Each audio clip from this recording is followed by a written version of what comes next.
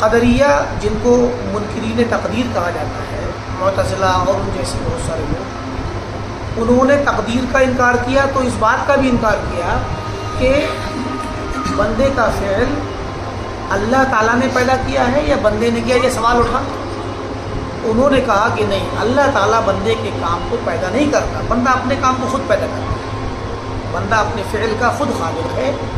اور یہ بات ان کی ظاہری طور پہ کم عقل لوگوں کو اپنی عقل کے محدود دائرے میں، ایک فریق ایسا بھی ہے جو جبریہ ہے، جو جبر کا قائل ہے اور جو کہتا ہے کہ نہیں، بندے کے پاس کوئی طاقت ہی نہیں ہے، نہ بندے کے پاس کوئی مشیت ہے، نہ اس کا کوئی ارادہ ہے، نہ اس کی کوئی خواہش ہے، نہ اس کے پاس اختیار ہے، اس کے پاس کچھ نہیں۔ وہ تو ایسے جیسے ہوا میں اڑتا ہوا پتا، ہوا چل رہی ہو تیز تو پتا جدھر ہوا چلے گی اڑ کے چلا جائے گا۔ درخت کے پتے ہلیں گے، ان کے ہلنے میں ان کی اپنی خواہش اور طاقت کا کوئی دخل نہیں ہوتا۔ بندے جو کچھ بھی کام کرتے ہیں، انسان صبح سے شام تک اپنی زندگی میں جب تک وہ جاگتا ہے، حتیٰ کہ نیند بھی جو لیتا ہے، وہ بھی حرکات و سکنات جتنی بھی ہیں، جو بھی اچھے اور برے اعمال ہیں، وہ تمام افعال اور اعمال، ان کے سلسلے میں اسلامی تاریخ میں کچھ فرقے اس طرح کے نکلے جن کو ہم تقدیر کے منکرین یا قدریہ کہتے ہیں، اور جبریہ جو بندوں کے سلسلے میں اس بات کے قائل تھے کہ بندے اپنے افعال اور اعمال میں مجبور ہیں، ان کا اپنا کوئی اختیار نہیں ہے، نہ ان کا کوئی دخل ہے، نہ بندے کے پاس کوئی طاقت ہے۔ تو دو طرف افراط اور تفریط کے دو کناروں پر دو فرقے ایسے تھے جنہوں نے کتاب و سنت کی بعض نصوص کو دیکھتے ہوئے اور کچھ جو ان کی مرضی میں جو چیزیں ان کے مطابق تھیں ان کو لیتے ہوئے، اور اصل میں ان کی جو عقلوں نے تقاضا کیا، ناقص عقلوں نے، اس کے اعتبار سے جو فیصلہ لیا، اس کی وجہ سے یہ افراط تفریط کا شکار ہو گئے۔ قدریہ جن کو منکرین تقدیر کہا جاتا ہے، معتزلہ اور ان جیسے بہت سارے لوگ، انہوں نے تقدیر کا انکار کیا تو اس بات کا بھی انکار کیا کہ بندے کا فعل اللہ تعالیٰ نے پیدا کیا ہے یا بندے نے کیا، یہ سوال اٹھا۔ انہوں نے کہا کہ نہیں، اللہ تعالیٰ بندے کے کام کو پیدا نہیں کرتا، بندہ اپنے کام کو خود پیدا کرتا ہے، بندہ اپنے فعل کا خود خالق ہے۔ اور یہ بات ان کی ظاہری طور پہ کم عقل لوگوں کو اپنی عقل کے محدود دائرے میں اچھی محسوس ہوئی اور آج بھی لگتی ہے، اور یہ جملہ آج بھی ہم سنتے ہیں کہ انسان اپنی تقدیر خود بناتا ہے، انسان اپنی تقدیر کا فیصلہ خود کرتا ہے، اپنا انجام یا اپنے آخری مقصد تک پہنچنے میں انسان کی اپنی محنت کا دخل ہوتا ہے، اور تقدیر پر بھروسہ یا تقدیر کا حوالہ کمزور لوگ دیتے ہیں۔ اس طرح کی بات آج بھی آتی ہے۔ تو اس بات میں ایک اعتبار سے تو سچائی ہوتی ہے کہ انسان کی محنت اور اس کی اپنی لگن اور اسباب پہ خرچ کرنے کا دخل ہے، لیکن یہ مکمل نہیں ہے۔ انسان کی محنت کسی بھی کامیابی کو حاصل کرنے کے لیے مکمل اور کافی ہو، ایسا نہیں ہے، بلکہ اللہ تعالیٰ کی توفیق، اس کی مدد کے بغیر وہ کام مکمل نہیں ہو سکتا۔ تو وہاں اللہ تعالیٰ کی مشیت بھی ہے، اللہ تعالیٰ کا ارادہ بھی ہے۔ اللہ جب آپ کے لیے چاہے گا کہ آپ کامیاب ہوں تبھی کامیاب ہوں گے، اور آپ کے اسباب بھی تبھی کام کریں گے، آپ کی کوششیں تبھی پھل لائیں گی، اور جب اللہ تعالیٰ نہیں چاہے گا تو آپ کتنی ہی کوشش کر لیں کامیاب نہیں ہو سکتے۔ اب یہ تھا قدریہ کا موقف، یعنی تقدیر کے منکرین کا۔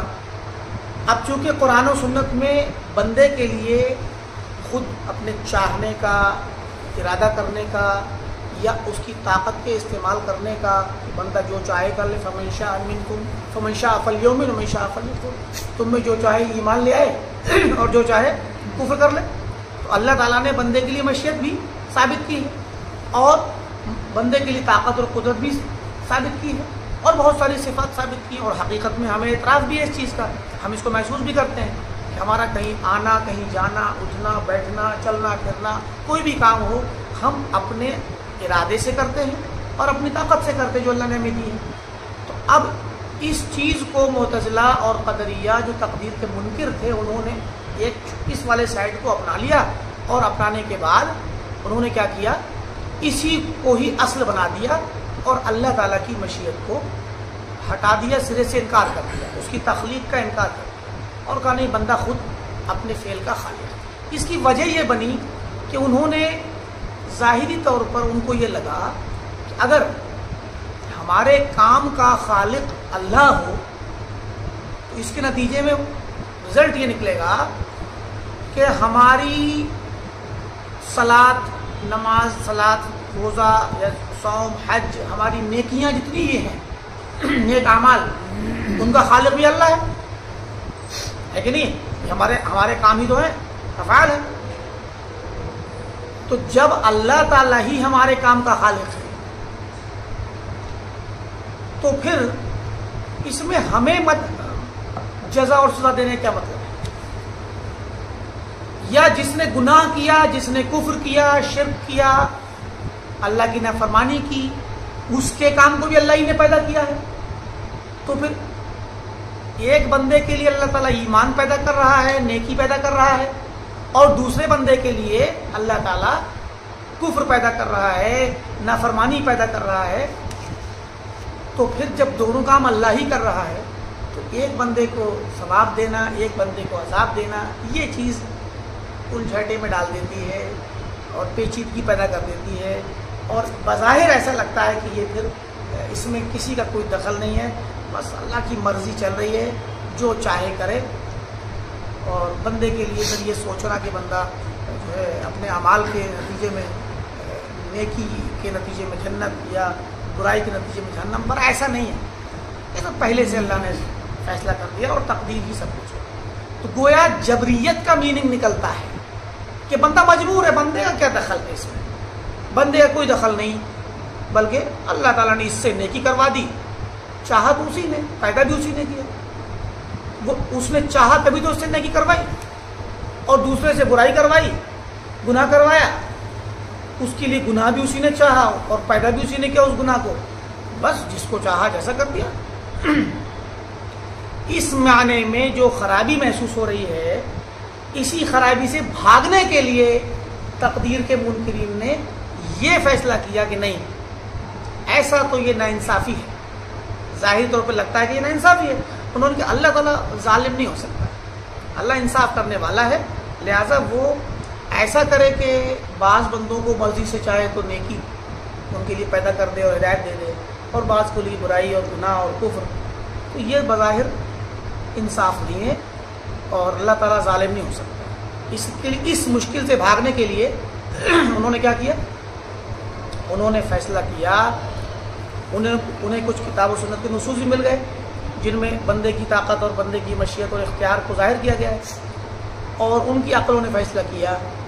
کہ بندے کو مکمل پاور ملنی چاہیے۔ جب بندے کے پاس پوری پاور ہوگی، پوری طاقت ہوگی اور پورا اختیار ہوگا، اور ہر بندہ اپنے کام کا خود ذمہ دار ہوگا، اپنے کام کا خود پیدا کرنے والا ہوگا، تو پھر مومن اگر ایمان لاتا ہے تو اس کے ایمان کا اعتبار ہوگا، اور کافر اگر کفر کرتا ہے تو اس پہ اس کے کفر کا اعتبار اس کے کفر کے حساب سے ہوگا، اور وہ کفر پہ ملامت کا حقدار ہے، اور یہ ایمان پہ ستائش اور تعریف کا حقدار ہے، اور نتیجے کے اعتبار سے ایمان والا اور عمل صالح والا نیک عمل پر جو ہے اچھے بدلے کا حقدار ہے، جنت کا حقدار ہے، اور جہنم کا حقدار ہے۔ اس طریقے سے انہوں نے کہا کافر اپنے کفر کو پیدا کرے اور چاہے، اور مومن اپنے ایمان کو چاہے، اور دونوں لوگوں کے کاموں میں اللہ تعالیٰ کی چاہنے کا اور پیدا کرنے کا کوئی دخل نہیں ہونا چاہیے۔ جب انہوں نے یہ فیصلہ کیا تو ان کو بڑا ہی اطمینان بخش لگا اور کہا کہ یہی صحیح ہے، اور پھر قرآن و سنت کی وہ نصوص انہوں نے اٹھا کر کے جن میں بندے کے لیے مشیت کا، بندے کے لیے طاقت کا، اس کے اختیار کا ذکر ہے، ان کو اپنے لیے دلیل بنا لیا اور سمجھا کہ جو ہے معاملہ مکمل ہو گیا۔ لیکن دوسری طرف ایک فریق ایسا بھی ہے جو جبریہ ہے، جو جبر کا قائل ہے اور جو کہتا ہے کہ نہیں، بندے کے پاس کوئی طاقت ہی نہیں ہے، نہ بندے کے پاس کوئی مشیت ہے، نہ اس کا کوئی ارادہ ہے، نہ اس کی کوئی خواہش ہے، نہ اس کے پاس اختیار ہے، اس کے پاس کچھ نہیں، وہ تو ایسے جیسے ہوا میں اڑتا ہوا پتہ، ہوا چل رہی ہو تیز تو پتا جدھر ہوا چلے گی اڑ کے چلا جائے گا. درخت کے پتے ہلیں گے، ان کے ہلنے میں ان کی اپنی خواہش اور طاقت کا کوئی دخل نہیں ہوتا. تو ویسے ہی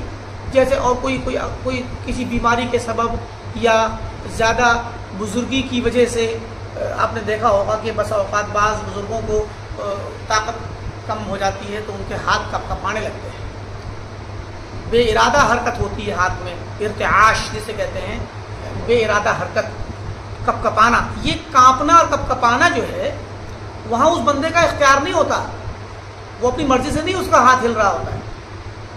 جس طرح اس کے ارادے کے بغیر ہل رہا ہے وہ، اور وہ اپنی طاقت سے روکنا چاہے تب بھی نہیں روک پاتا ہے. تو اسی طریقے سے انہوں نے جبریہ نے کہا کہ